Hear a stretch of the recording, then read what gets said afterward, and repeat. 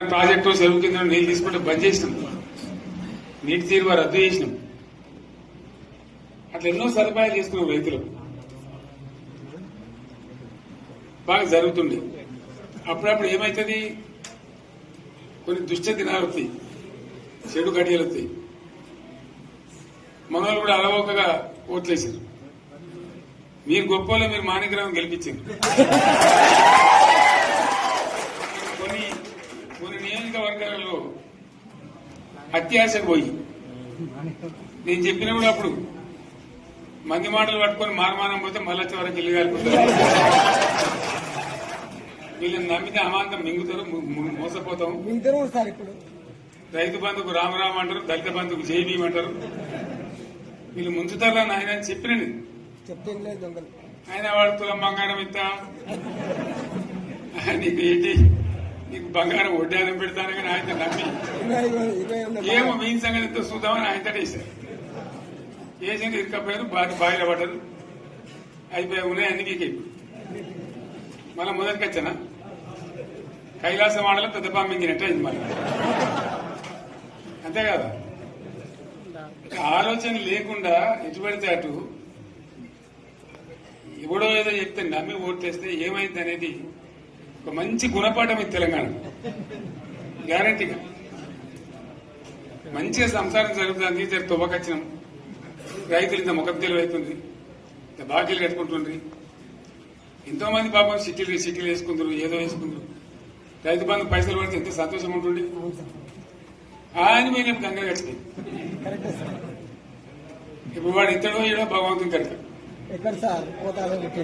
ఇచ్చినా కూడా మోసం, ఏదో మళ్ళీ ఎలక్షన్ కోసం దానికోసం చేస్తారు తప్ప కడుపు నిండా ప్రేమ ఇచ్చేది ఇట్లే ఉంటుందా? మనం ఉన్నప్పుడు కరోనా వచ్చింది. కరోనా వస్తే కూడా నేను రైతు బంధు ఆపలేదు. కరోనా వచ్చి రాష్ట్రానికి రూపాయి ఆదాయం రాకపోయినా 4-5 మంచి స్కీములు తెచ్చి ఇవాళ కాపాడుకున్నాం. గౌరవంగా బతికింది రైతులు. బీమా వచ్చినండి, రైతు బీమా పెడితే ఎంతమందికి సాయం జరిగింది. గుంట భూమి ఉన్న కూడా మంచిగా సాయం జరిగింది, చిన్న రైతు కూడా సాయం జరిగింది. అట్లా అందరికి మనం గొర్రెల కాపలకు గొర్రెలు వేయడం కానీ, చేప పిల్లలు కానీ, అనేక రకాల అన్ని వర్గాల ప్రజలను ఎట్లా ఆదుకోనట్లు ఆదుకున్నాం. మా తెలంగాణ కదా మేము తెచ్చుకున్నాం కష్టపడి. మా వాళ్ళందరూ పైకి రావాలి.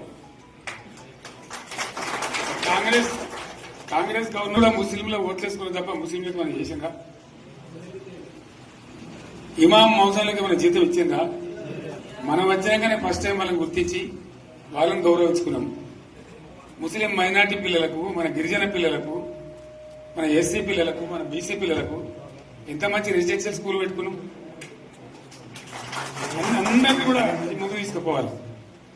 ఇవాళ మన కళ్ళ ముందని నాకు బాధ కలిగేది ఏంటంటే, చిన్న వర్గాల ప్రజలు కాన్వెంట్ స్కూళ్ళలో చదివించలేదు. వాళ్ళ పిల్లలు కూడా బాగా చదవాలని చెప్పి ఎస్సీలకు, బీసీ, మన మైనార్టీ సోదరులకు గురుకుల పాఠశాలలు పెట్టారు. అద్భుతమైన చదువు చదువుకునే వాళ్ళు. ఇవాళ మొత్తం రోజు బడి పిల్లలు విషాహారము, కడుపు నొచ్చుడు, బాధపడు, పురుగులు అన్నం పెట్టుడు. పిల్లలు వెళ్ళిపోతున్నారు, ఆ స్కూళ్ళ నుంచి ఇళ్ళకి వెళ్ళిపోతున్నారు. తల్లిదండ్రులు కూడా భయపడి తీసుకుపోతున్నారు. ఏం ఘోరం ఇది నాకు అర్థం కాదు. మళ్ళీ ఇది చేసిన కూడా ఇప్పుడు మళ్ళీ అదే కాంగ్రెస్ పార్టీ. అంతేనా? మళ్ళా పాత కాంగ్రెస్ మోపైంది, మళ్ళా కరెంట్ కోతలు మోపైనాయి. వెనకాలం ఇంకేం గతి అవుతుందో మార్చి ఏప్రిల్ ఏమవుతుందో. ఇంకా కరెంటు కోతలు మోపైనాయి, మంచినీళ్ళు సరికొత్తలేవు, అడిగే నాతులు లేడు. ఎవడన్నా గట్టిగా నిలదీసినట్టు వారికి పోలీస్ స్టేషన్లో పట్టేయడం. ఇదేనా రాజ్యం? ఇట్లా ఉండదా రాజ్యం? ఎందుకు వచ్చింది ఈ పరిస్థితి చెప్తా. నాకు తెలిసి నాకేం గుర్తులేదు. నేనేమంటున్నా అంటే, ఇట్లా అనేక పనులు చేసుకున్నాం మనం. గోదావరి నుంచి నీళ్లు తెచ్చుకున్నాం, నీళ్లు తెచ్చుకొని మంచినీళ్ళ తర్వాత సాగునీళ్ళు ఎంపడబడ్డాయి. మెదక్లో యువతల ప్రాంతం అంతా కొంత అందినాయి నీళ్లు, పాత మెదక్ జిల్లాలో. నీటికి మిగిలిపోయినాయి మన 2 తాలూకాలు, నారాయణఖేడ్, జైరాబాద్. వాళ్ళకి నీళ్లు రావాలి. ఎట్లా రావాలి గోదావరి నీళ్లు? సింగూరు ఒక టైంలో నిండుతుంది, ఒక టైంలో నిండదు. మరి నిండినప్పుడు ఎట్లా గోదావరి నీళ్ళే దిక్కు. సింగూరు నుంచి లిఫ్ట్ చేసి సంగమేశ్వర బసవేశ్వర అని 2 లిఫ్ట్లు పెట్టుకున్నాం.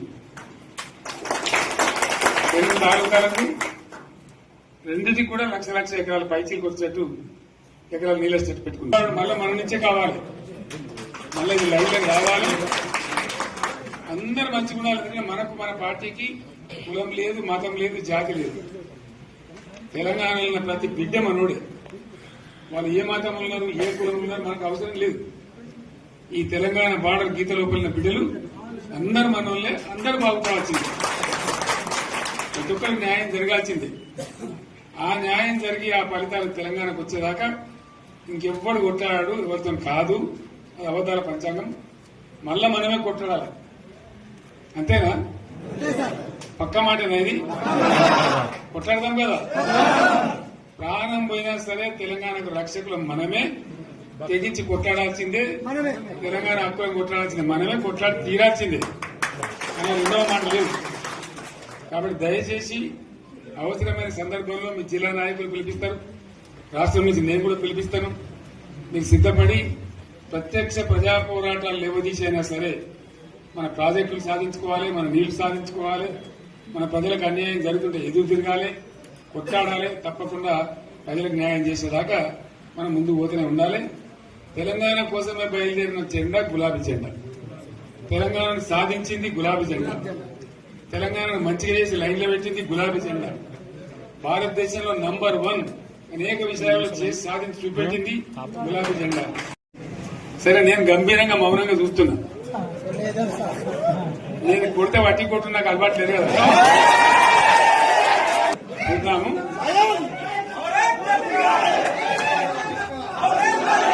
నా రోజులు కానీ అన్నట్టుగా నేను చూస్తా ఉన్నా. కానీ మనోళ్ళందరూ కూడా ప్రతిపాదిస్తుంది ఏంటంటే, 1 సంవత్సరం జరిగిపోయింది.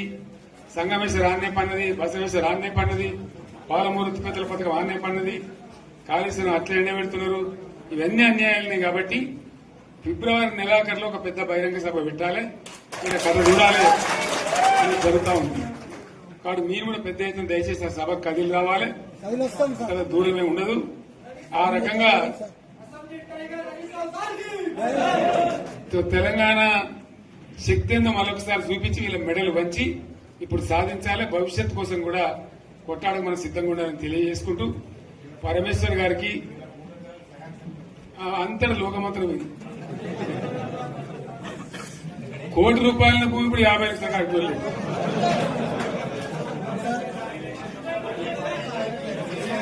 ఈ ఒక్కని బాధ ఒక ఆయన వచ్చింది. మన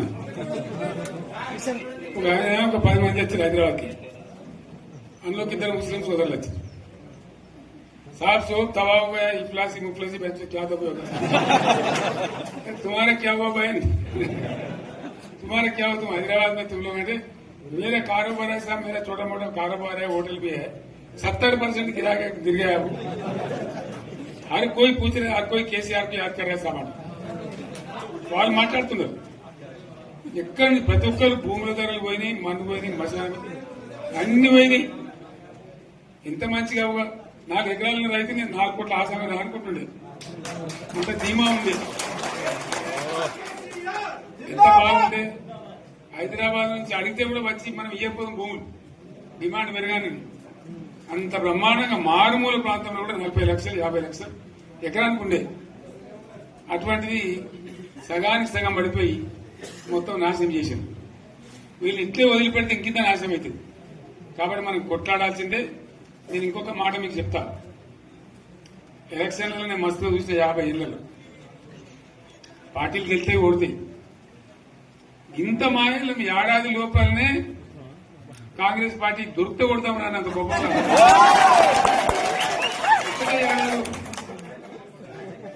ఇంకా వాళ్ళ బొంద తెలివికి నిన్న వారి పార్టీడే మంది పెట్టలు అదేందో పోలింగ్ పెట్టిన వాడు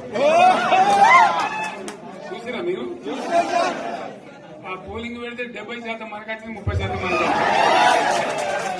వాడు పెట్టింది మనం పెట్టింది కాదు.